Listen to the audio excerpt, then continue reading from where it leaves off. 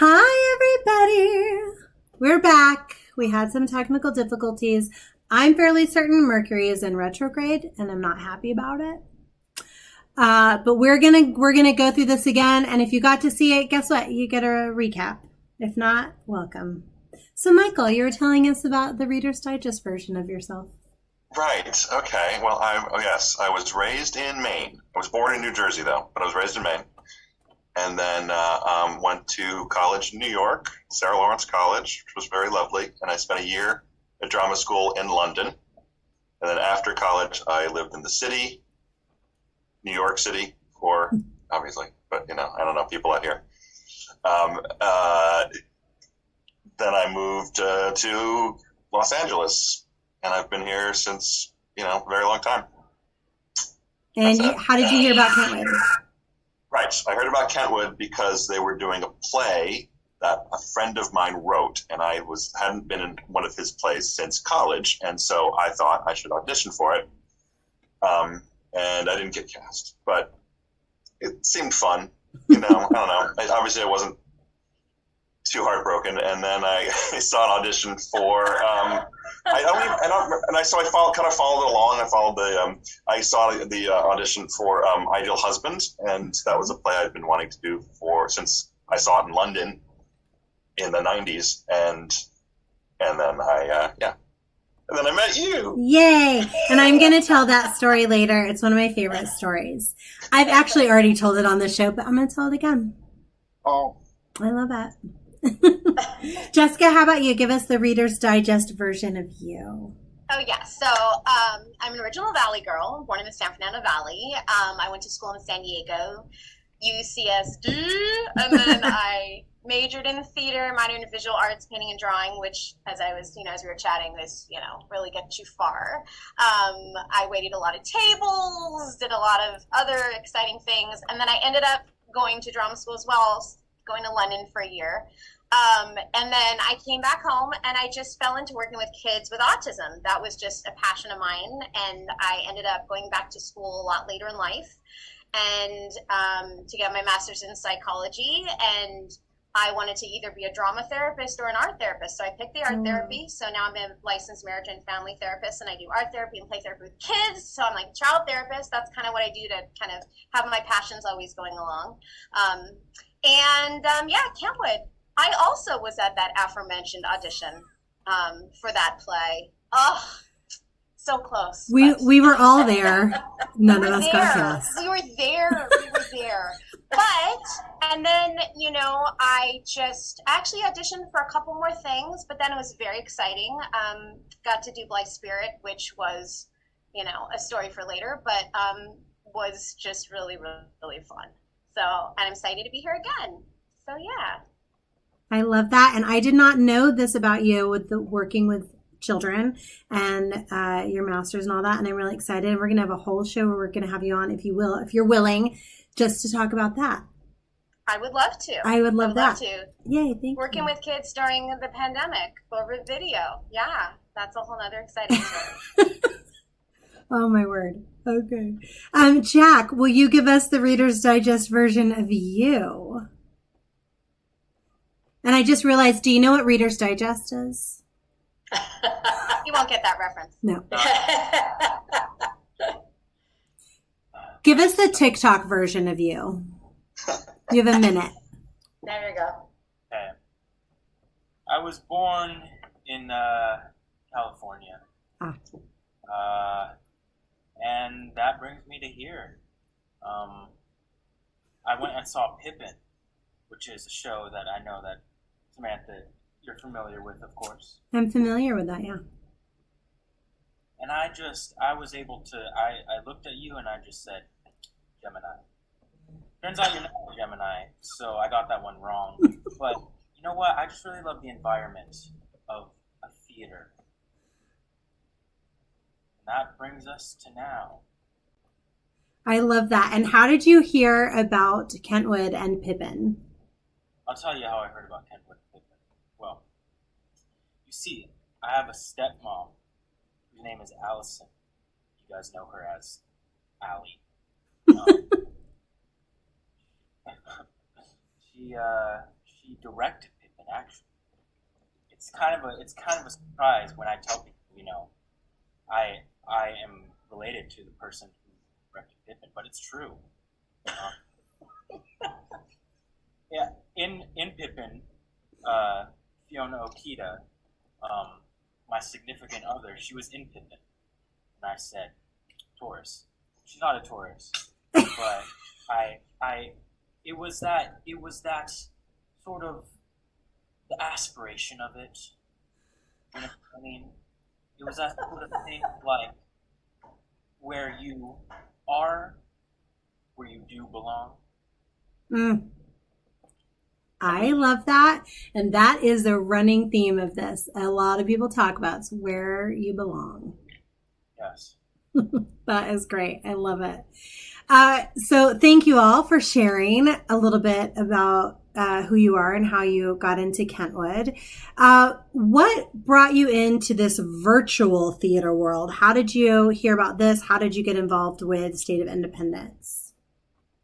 And Susan, that is for you too. Like, what brought you into this? I mean, I know how you heard about it, but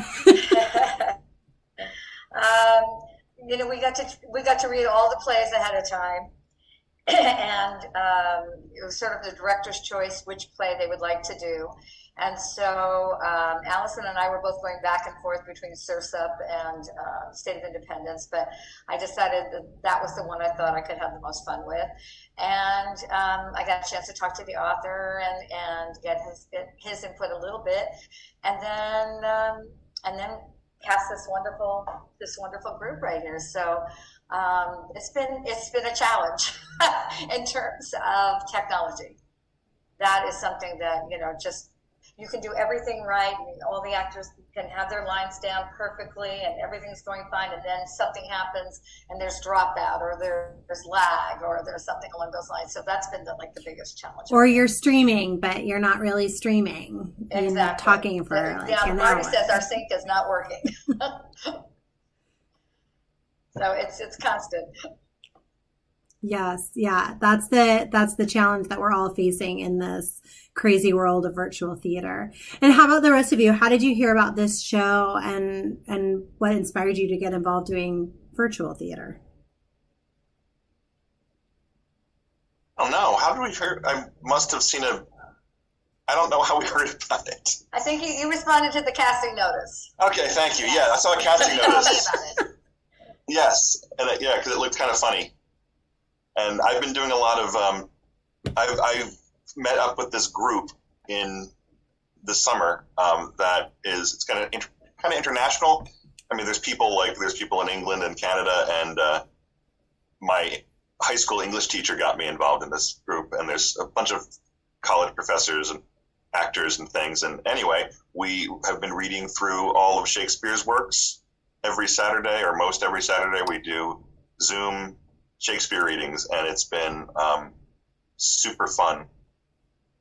It's been super fun. I mean, not the same as live, obviously, but that's been my. Yeah, I've done a couple. I did a play with a company in Sacramento. I did Macbeth on Zoom.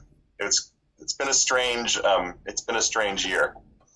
Now that you've said the Scottish play and technically your home is a theater, do you have to run around your house and reverse the curse? Well, considering we're not syncing up and or something, I think it's already happened, so it's too late. So now I'm going to blame you for saying the Scottish play for all the technical difficulties. I played Mackers. How's that? I feel much better. What do you say? You have to say a line from Midsummer. Oh, crap. I love that everybody... You've been doing all year. And I've done Midsummer like 3 times, too. Let me play the lion, too. There you I will go. roar you. That the Duke will say, let him roar again. Let him roar again. Okay, I think we're good. We're good. I'm good. I I'm think downstairs. we're good. He's upstairs. I'm good. I don't Yeah. feel anything. You didn't feel anything? Okay, The good. roof didn't fall in. We're No, good it's all then. I love how we all know the curse, but everybody has their different way to reverse it. And I like your version because that's a lot easier. Well, I think you're supposed to spin go out, step I outside, was gonna spin, say, and I then say a remember the line spin from part. Midsummer. Yeah, you're supposed to spin. You have to spit. You Spin. I was emotionally spinning, though. I was emotionally spinning. I I felt it. love it. I Not love it. spit. Yes, we're all I spinning. thought it was spinning.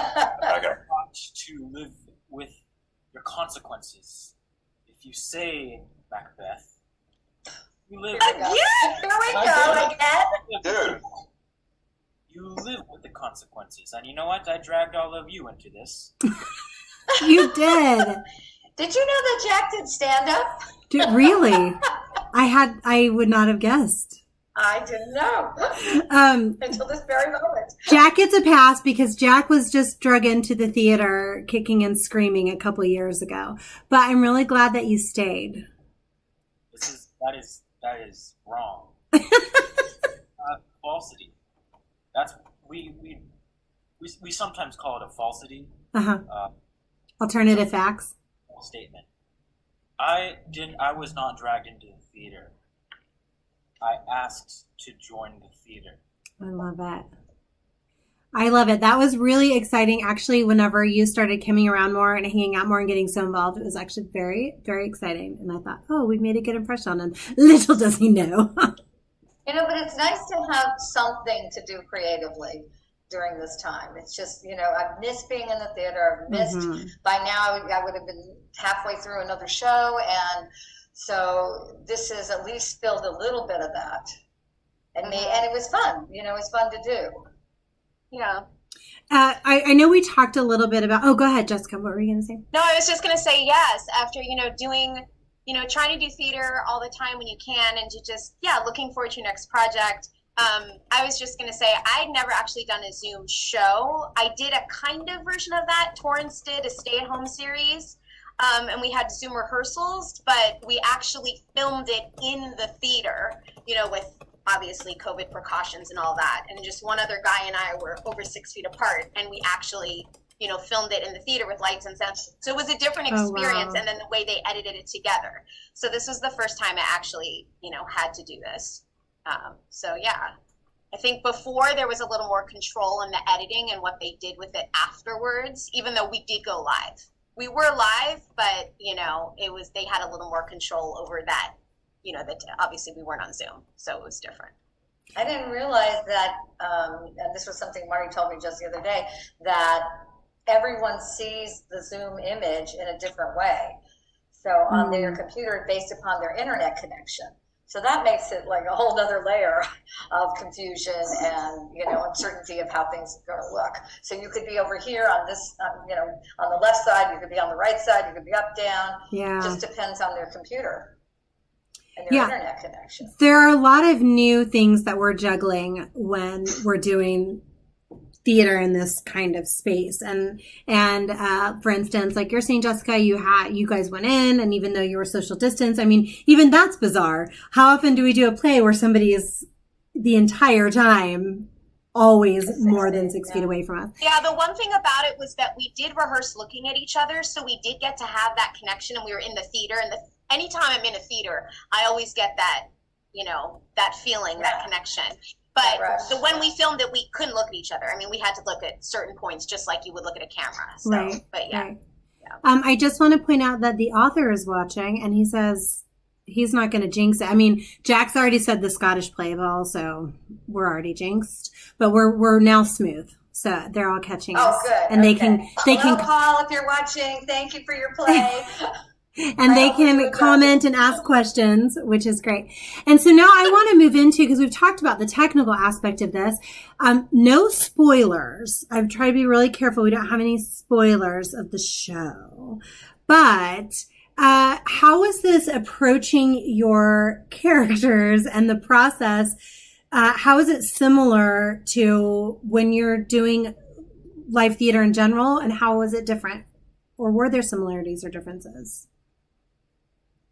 And Susan, while they're talking, you're going to be thinking about directing wise, where how different it is, Right, other than the tech. tech. Actors that respond to this.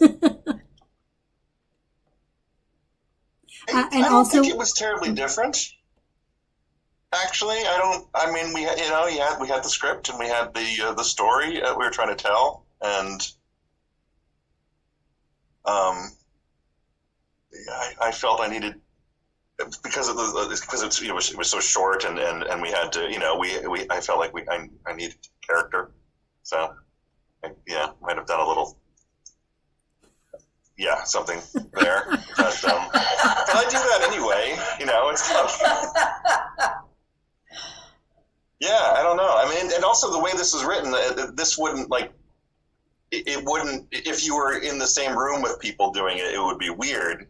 This actually really works uniquely really works on Zoom because it's, I guess we would, not to give any spoiler away, but I guess we'd show up at this house. I don't know. There's cool things I think we could do live, even with multimedia, which is going to come later on how this virtual theater affects live theater. If it was done live. Yeah. Jack, Jessica, what about you all? How is this similar to other roles you've prepared for? Well, I think, sorry. Jack, did you want to go first? I had nothing to say. Okay, I will continue. I agree with what Michael said, and I feel like usually my process is my character starts growing and I kind of find new things in the connection with others, and kind of being on stage with them and just kind of the story. And, I have an idea of the character, but then it can change and evolve. So I think what Michael was saying too, because we're supposed to be segmented anyway, there is that kind of distance anyway between all of us because we're not together. I think it was easier to just kind of not have to worry about that as much. And I think for me, I just I did talk about my Valley Girl roots, so that was a part of my character. And then I drew from a couple of other characters that I knew and kind of put it all together. And that was kind of fun. And I think I did that more like developing the character because I was, going forth more like on my own. Right. And then, Michael and I talked about, and Susan helped us talk about like where we were in our relationship since we had a relationship before. And that was, obviously like what you do in other shows. So. Right. I love the similarities when we're just talking about the base foundation of storytelling and how we're preparing with our character. It doesn't matter whatever the form is. There'll be things that we tweak depending on the way, the mode, the tools we're using to tell it, but the foundation is so similar. Just real quickly before we move on, off of Jessica, Shari Barrett says you are amazing in the Torrance show. Oh, well, thank you. Yes, I read a little piece by her that was very nice. I love it. It sounds like those of us that missed out, and this is why we should watch it. Even more loud and obnoxious than usual, if you can imagine. I think I was actually blonde. I was blonde for the third. Oh, did I give anything away? I had this huge, intense wig, and I was just out there. I mean, my character's name was Theta. I had these wild monologues for pages. Wow, like if you hadn't seen me like out there before, wow, yeah. And it was just me and one other guy for like 90 minutes. Oh wow, I love it. Oh, that's great. Hopefully they will re-release that for another encore, and we can see that. Susan, what about for you? How is this directing? I mean, you've directed the gamut of different size shows, from musicals to plays. Ragtime, where I had 43 people on the stage. Right. And puppets and Avenue Q. But yes, it was different in the sense that the focus and lighting and all of those things that you use to pull focus and to center on something is not really there. So you kind of have to create how to get the focus and how to keep it interesting and moving so it's not just another Zoom experience. You want to make it a little bit different and elevate it a little bit. So that's what we tried to do without giving anything away. And also because it's short and, we don't have miles of character exploration that is written into the piece. We had a little more latitude to kind of play around with that and make it more fun. Yeah, absolutely.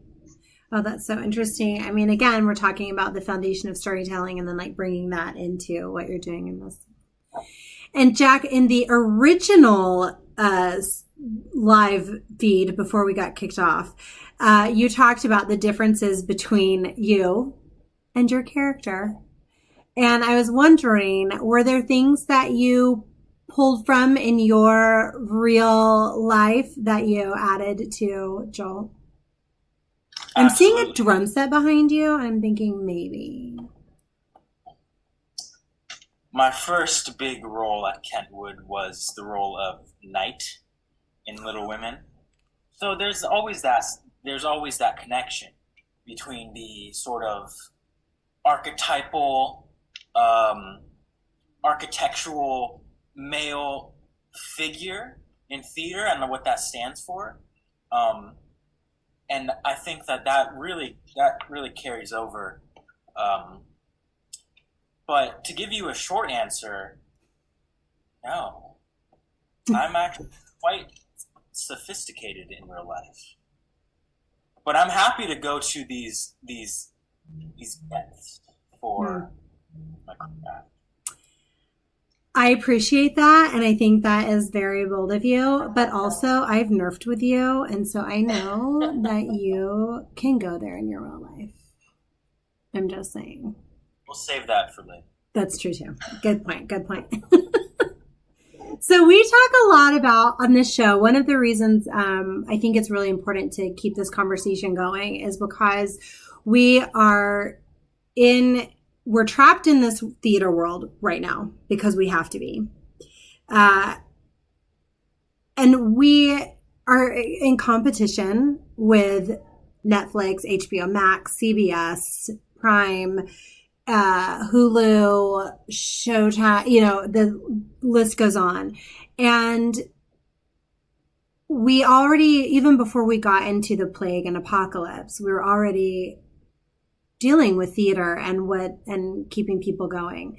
So I'm always curious, where do we go next when we come out of this? And do you all feel like this was just the time we need to let live productions go and embrace cinema? Or is there a need to keep this live experience where we go to the theater and enjoy each other in real life? Well, there's nothing like live theater. I don't think there will be ever anything that will come close to replacing it.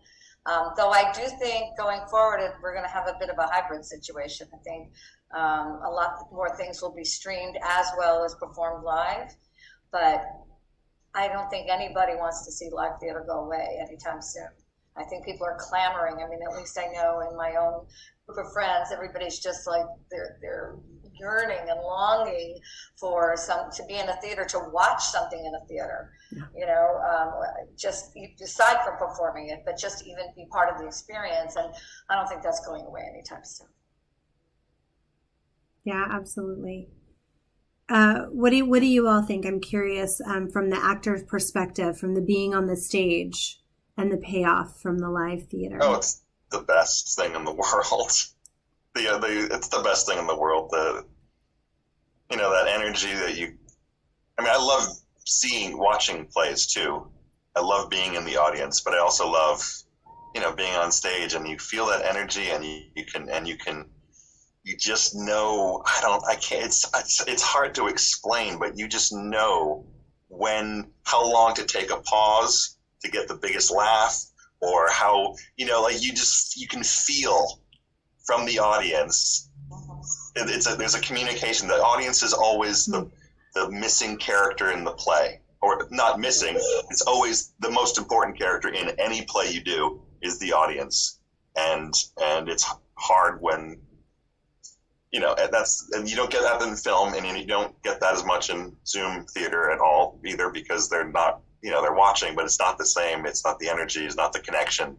It's just the most amazing thing in the world, and that's why I can't stop doing theater, because I love it so much. Yeah. Everybody has to mute on Zoom when we do it, so you can't hear the reaction which would be so cool if we could hear the reaction. At least we'd have that much of a better layer on top of it, but unfortunately the technology is not there yet.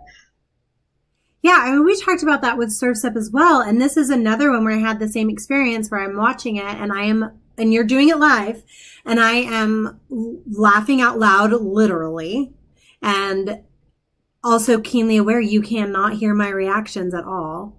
Though I have to say, I felt like you were holding for laughs in a very positive way. I'm like, oh, good, they knew that I was laughing. So how did you judge the timing of that without feeling the audience and hearing that response? Is it just innate? Yes. Yes, absolutely innate. Or you're like Zoom lag. I think that's exactly what it was. Yes, it was excellent Zoom. Very happy Zoom lag. Happy little accidents. I love it. A couple comments from the audience. We have Jack's fan club. Lots of "You're a hoot" and "hilarious, Jack." And also we have a request for you to introduce your cat.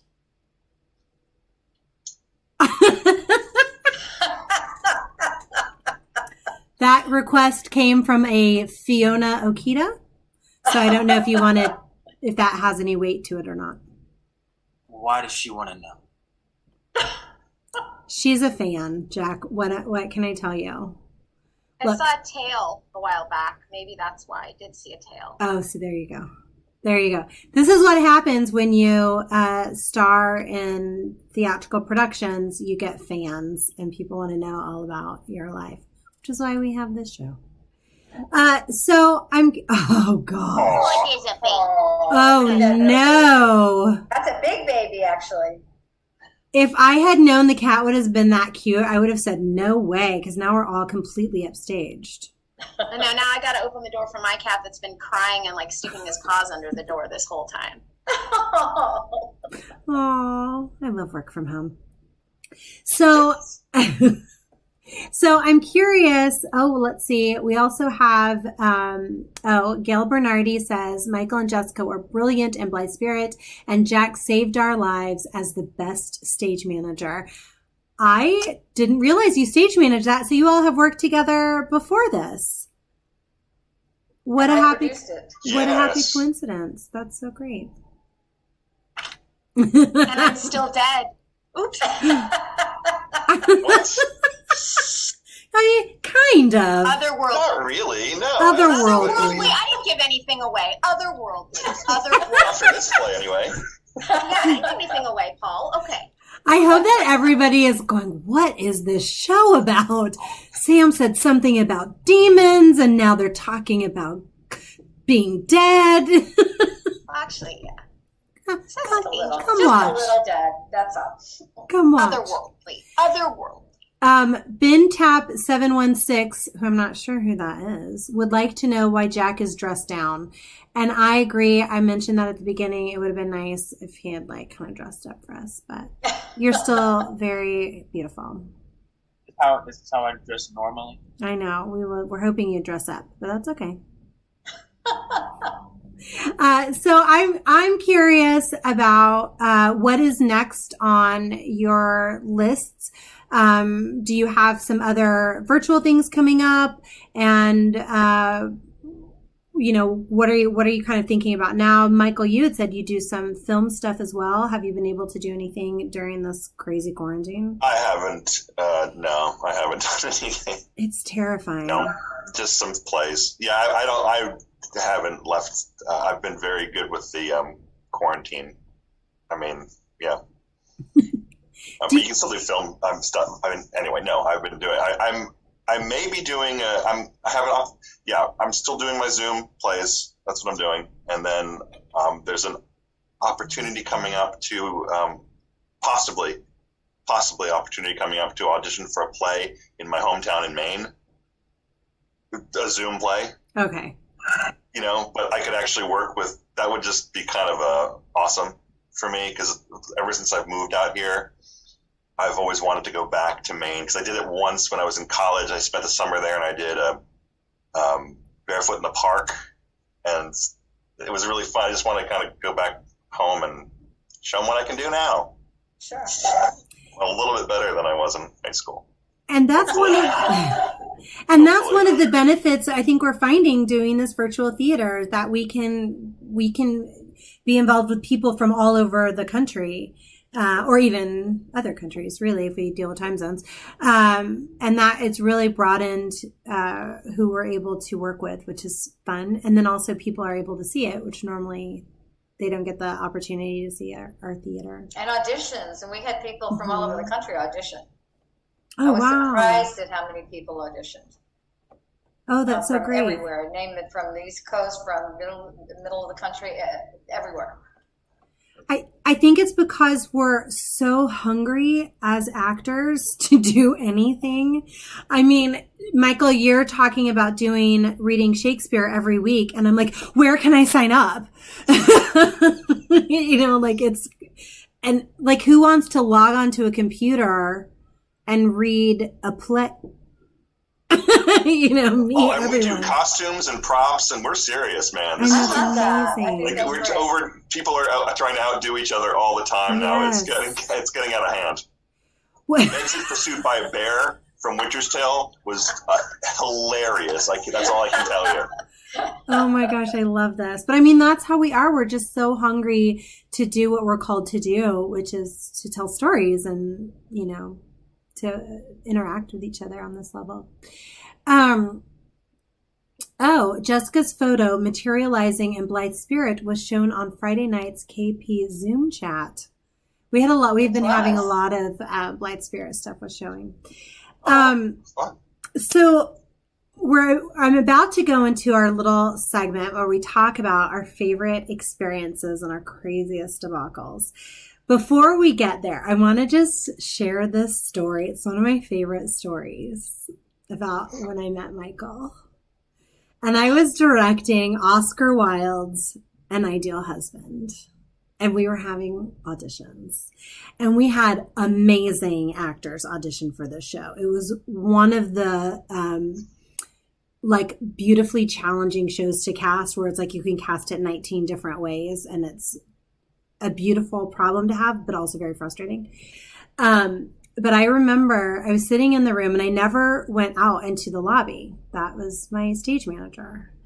But I had to run out really quickly and drop something off because we were adding something, or we wanted to keep somebody. I don't remember. And I ran out, and Oscar Wilde was sitting in my lobby. And I went, And he was going by Michael Hovance now. But he was sitting in my lobby, and I was like, and I turned slowly around and met eyes with my producer, and we were like, and I walked in to the room, and I was like, you guys, Oscar Wilde is in the lobby. And everyone was like, oh my gosh. And you walked in, and everyone was like, and I was going, please be good. Please be good. Because if you weren't a good actor, it was going to be heartbreaking. And then you were perfect. And then you got cast. So that is one of my favorite stories. Because let me tell you, sometimes when somebody looks the part and walks in, they're not perfect. Well, that was one of my favorite plays I have done ever. Really? Yeah, it really is. My favorite productions I've done ever. Everything, the cast, the direction, obviously, but the set, everything was just the music. It was just such a wonderful experience. Yes. Yay! Oh, that makes me. I'm talking Sweeney Todd level, because I did that too, and that was amazing. But this is more so. Wow. This beats Sweeney Todd. Although there's fewer deaths.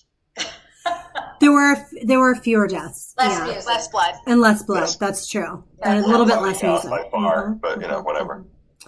Oh my gosh, I'm speechless and I want to cry right now. So let's move on very quickly to what are your favorite experiences in the theater? And it can be something you participated in or something you observed as an audience member, or it can be during a rehearsal. It can be during a class, but just any kind of theatrical experience that is really, and I know I'm asking you to choose between children. I get it's a hard question, and it's okay if you don't have an answer. But if you do, we would love to hear your favorite experience. Anyone can go in any order. Well, Well, I'm just going to talk about Blythe Spirit again because it was actually so Michael and I, as you all know, and everyone knows, are a couple, and we've done a number of shows together. And most of them, he was, off kissing someone else, and I had to watch it. And we never really interacted together. You was off kissing someone else too. He was you kissing other people.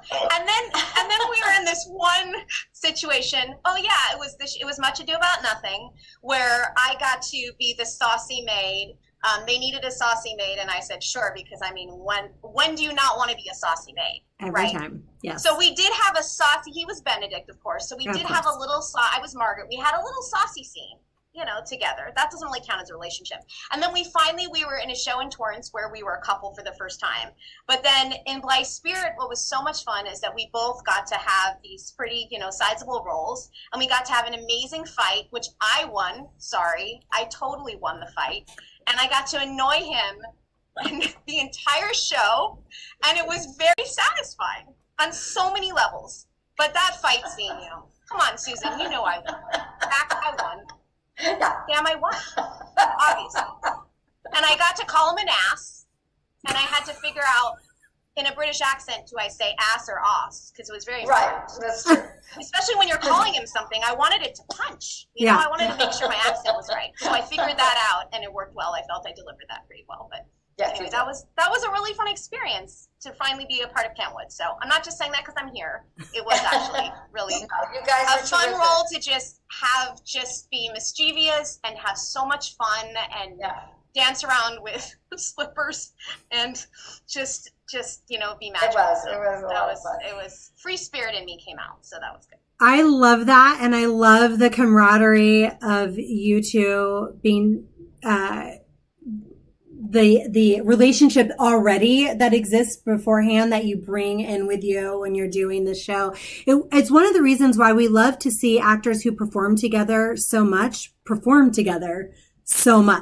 because we know they have a camaraderie and relationship that already is existing. And then you put it in that, it becomes there's another layer of humor to that. And it was really delightful and much enjoyed. Yay. I love it. Jack, Michael, Susan, favorite experience, meaningful experience, fun experience?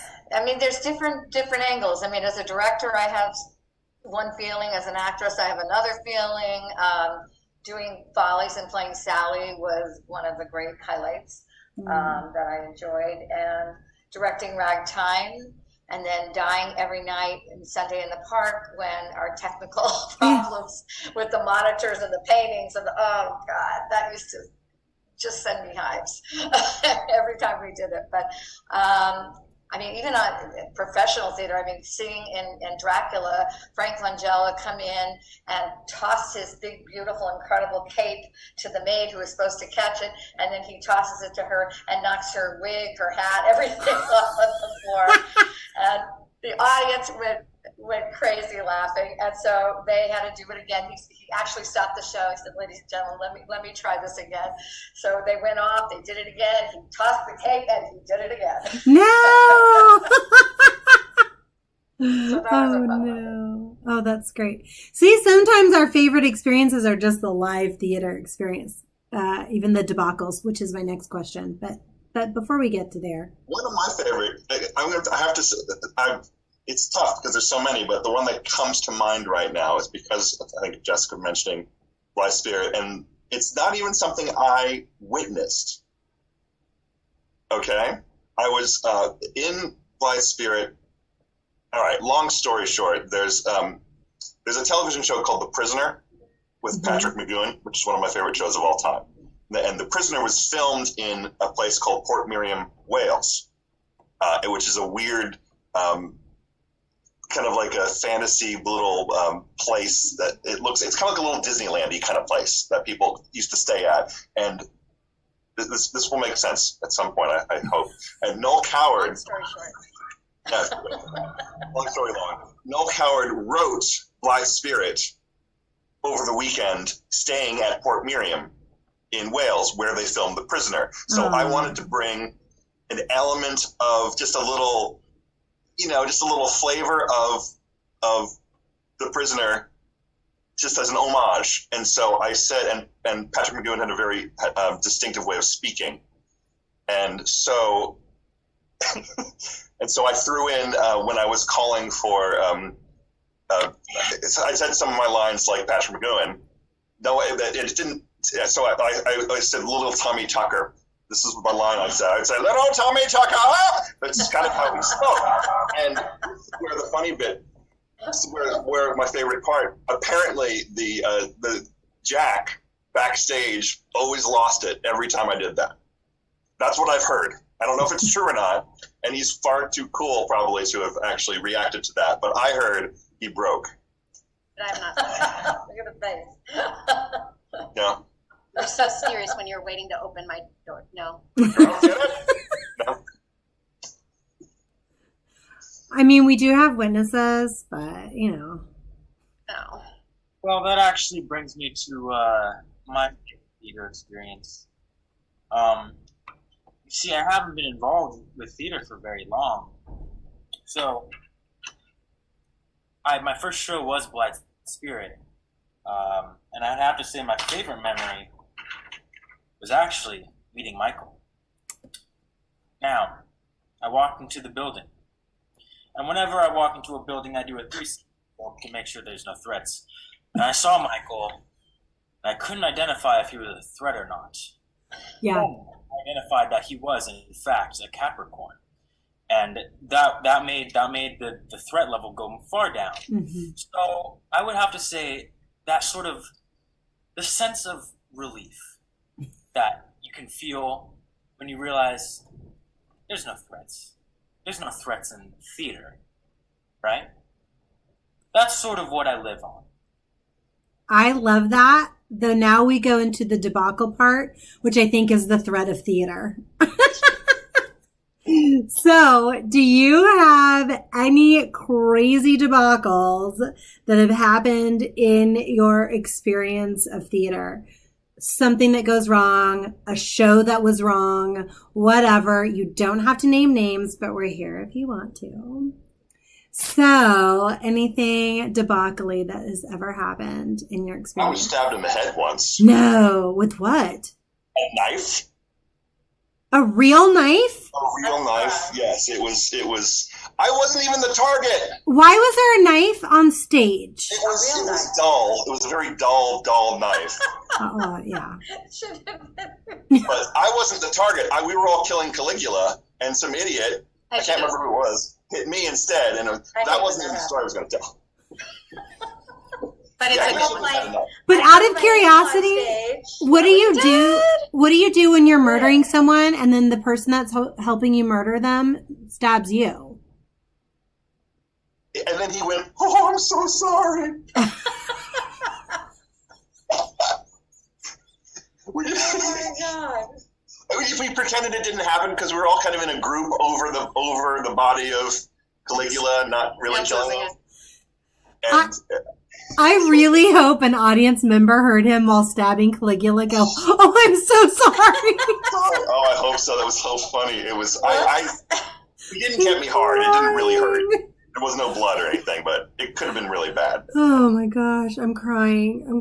What was the story you were gonna tell? Well, it's another knife story, actually. When I was doing Sweeney Todd, the guy playing what's his name? Toby. Yeah.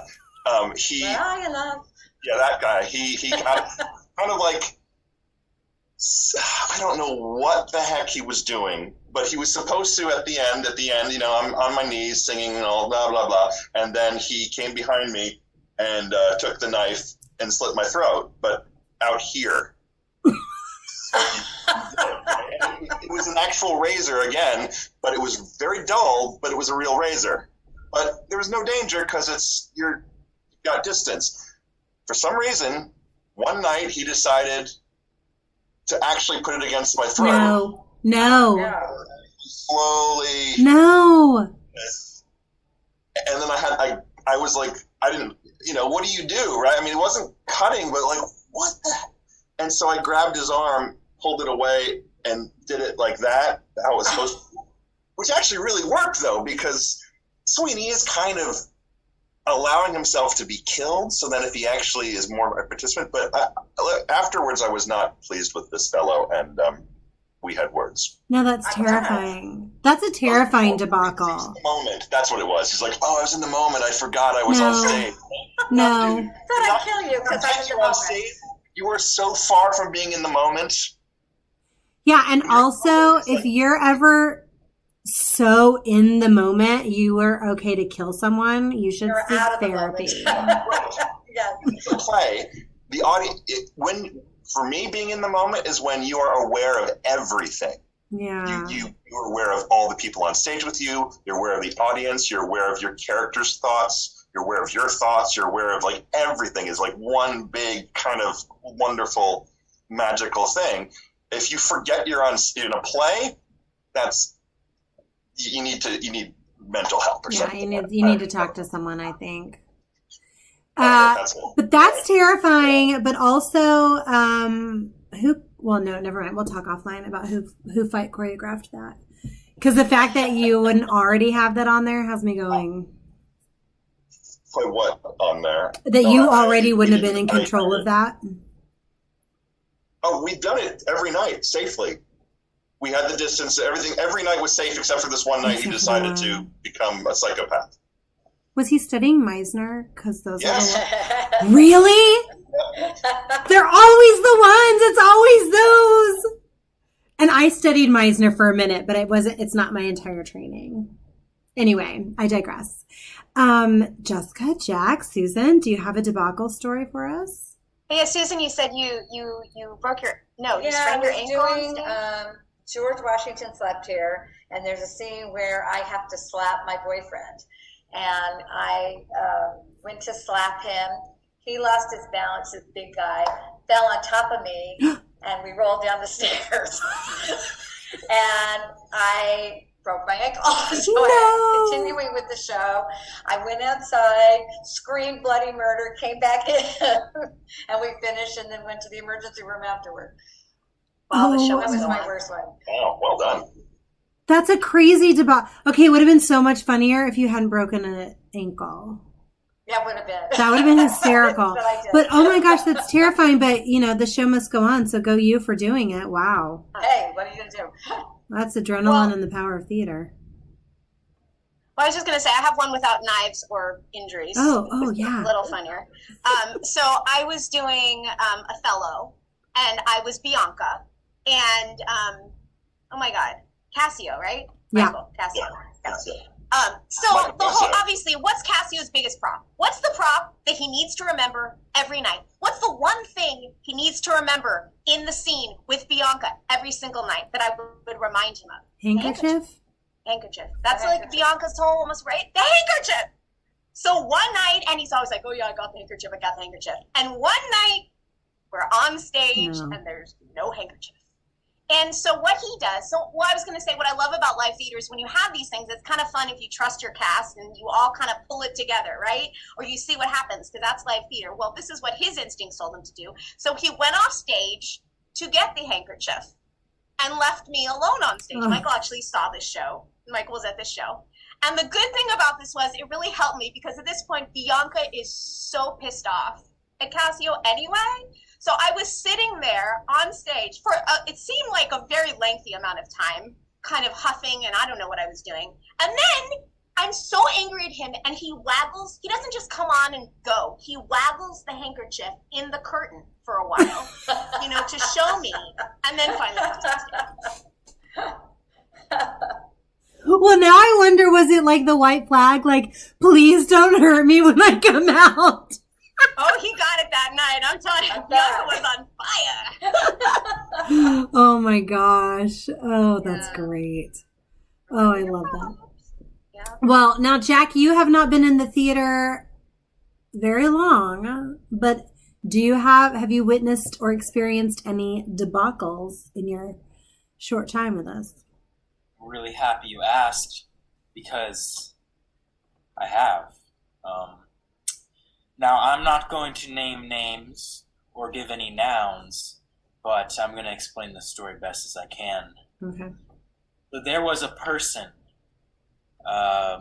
who was in a thing, and in the thing, the person,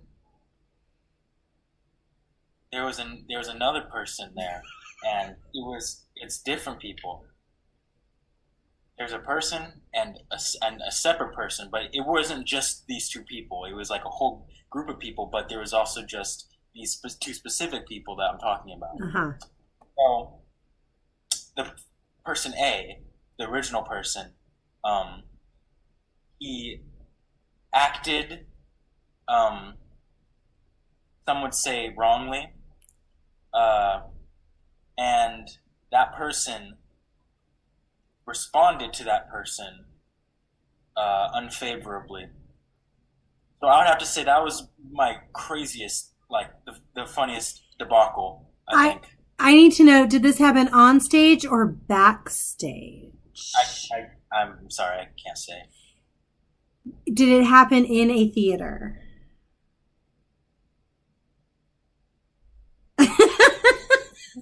Like, I want to tell you guys, but I don't know if I would infringe upon the Confidentiality. Yeah, I don't want to Jack, give. you and I actually had a debacle together. You're not talking about that time, are you? We did. Backstage together in Blythe's Spirit before I came on one night. Okay, just When there was an aforementioned something that I won't name that didn't do what it was supposed to do, and somebody banged into it rather loudly. We're not. You don't remember that? That was my room. We're not supposed to bring this up. I didn't know if that you were talking about that. I just love remember it was the thing and then the person wasn't supposed to do the thing, but then the thing happened and then I was in the thing place with the thing. I guess I was hurt in that story. That's its own debacle. You were hurt too? Did you say hurt or heard? Well, start breaking confidentiality. I'm not supposed to do this as a therapist, but I can do that now. Jack was operating my doors. I mean, Elvira just comes into the room without, anything. And there was a night where one of the doors was broken, and I did not know that. Oh no! And the door did not open. One of them, and I was so into my entrance that I did not realize that one of the doors was not open. As Jack always made them be so magically, and I smashed into the door. Actually, this was the time night we filmed. Yes, and it was very loud.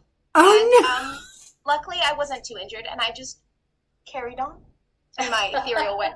You don't remember that, Jack? You blocked it out. It was too traumatic, huh? Yeah, it was traumatic. It was very traumatic. But I do actually love this moment of like using the force magically to make an entrance and totally running into the door. I didn't notice that one of them was closed. And I wish as an audience member, we just hear this loud boom and then... I love theater. I know, there's so many stories now we can tell. This is terrible. It really is.